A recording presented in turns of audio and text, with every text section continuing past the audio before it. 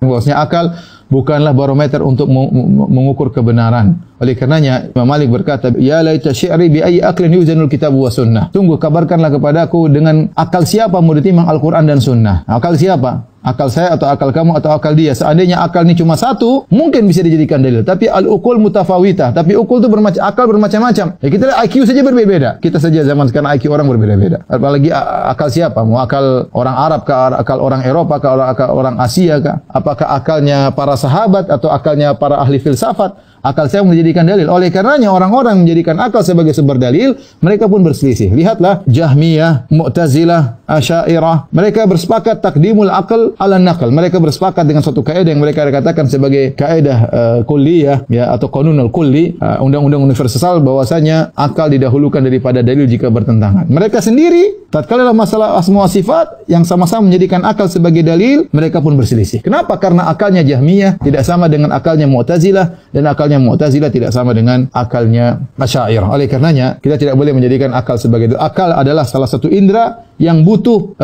pengarahan. Wahyu adalah cahaya yang mengantarkan akal tersebut. Kata para ulama, ibarat akal adalah mata dan wahyu adalah cahaya. Kalau mata tersebut tanpa cahaya tidak bisa melihat, maka akal butuh wahyu. Dengan wahyu tersebut membimbing akal, karena akal diperlukan untuk memahami syariat dengan baik, tapi tidak boleh didepankan di atas wahyu. Karena banyak hal yang menurut kamu tidak masuk akal ternyata dijelaskan oleh para ulama lain sangat logis. Seperti dalam hal ini misalnya, banyak orang mengatakan tidak mungkin Allah di atas, tidak logis. Banyak ulama menjelaskan dengan logis. Kita sudah sering jelaskan. Justru mengatakan Allah tidak di mana-mana, justru Allah tidak di atas, tidak di bawah, justru tidak logis. Justru mengatakan Allah di mana-mana juga tidak logis. Mereka berusaha menolak sesuatu yang menurut akal mereka tidak masuk akal, ternyata mereka jatuh pada perkara yang lebih tidak logis lagi. Oleh karenanya, menjadikan akal sebagai sumber dalil itu adalah suatu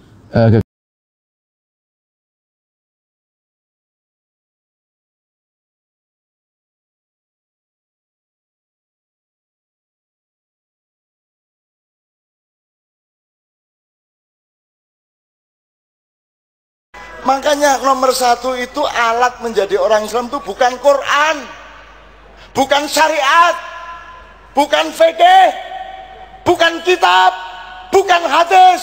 Alat utama akalmu, pikiranmu.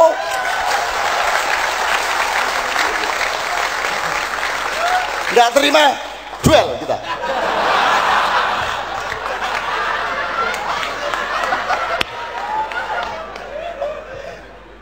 Quran hadis itu alat, dia bukan subjek. Subjeknya akalmu, pikiranmu, logikamu, analisismu, kan begitu. Quran hadis itu alat, bahan untuk mencari pedoman dari Allah. Jadi pendidikan Islam nomor satu itu penggunaan akal. Maka Allah mengatakan afala ta'qilun, afala tatafakkarun. Tidak ada afala taqra'unal Quran, yang ada afala ta'qilun. Jadi nomor satu itu akalmu sendiri.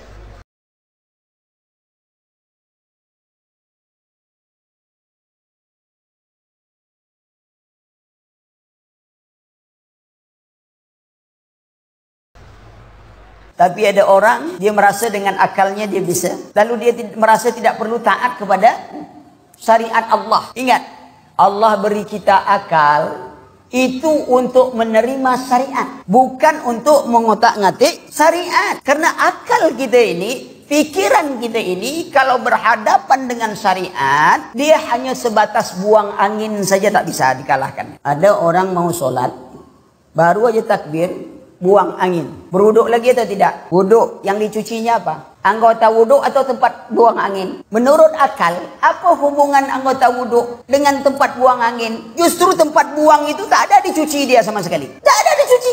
Dia berwuduk, muka, tangan, kaki. Tempat keluar angin, tak dicuci dia. Seharusnya, apa hubungannya seharusnya tempat buang angin itu yang dicuci? Tapi kalau kita lihat, ada orang buang angin, mau kemana? Buang angin, Pak. Tak beruduk, dah, Pak. Saya cuci aja tempat buang angin gitu. Lalu dia sholat. Apa dikata orang? Gila itu.